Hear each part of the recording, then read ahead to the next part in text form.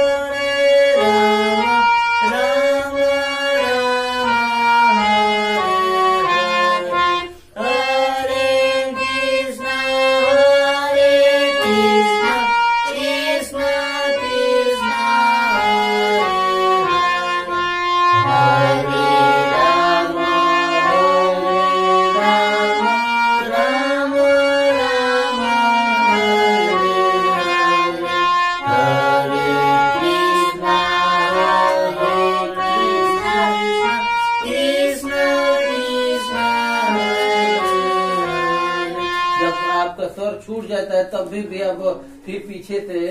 नहीं रुके जाओ, अपने स्वर पकड़ना है, उसके आगे चले जाना है वो, क्योंकि भले छूट जाए स्वर आपका, लेकिन आप वो अगले स्वर पे अपना सही करके आगे बढ़ते जाइए, क्योंकि आपका जो ताल कुछ सुरों का गड़बड़ हो जाता है, गड़बड़ हो जाता है, और जब बाद में ध्यान होता है ना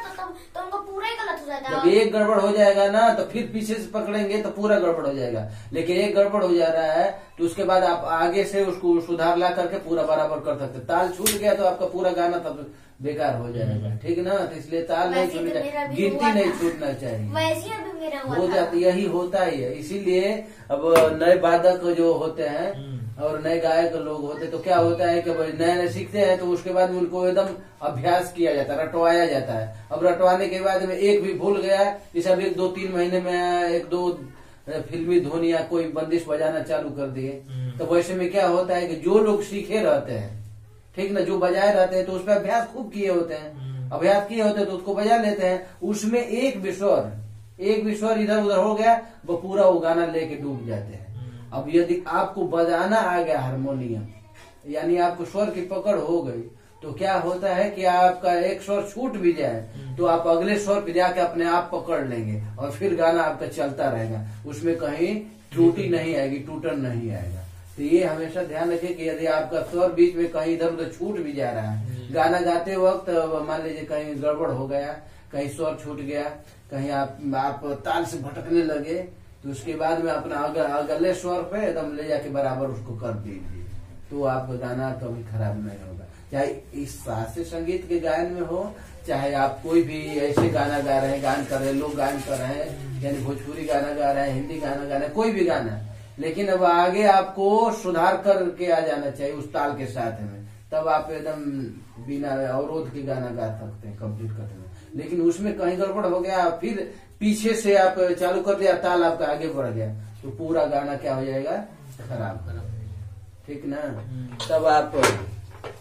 क्या बच्ची है क्या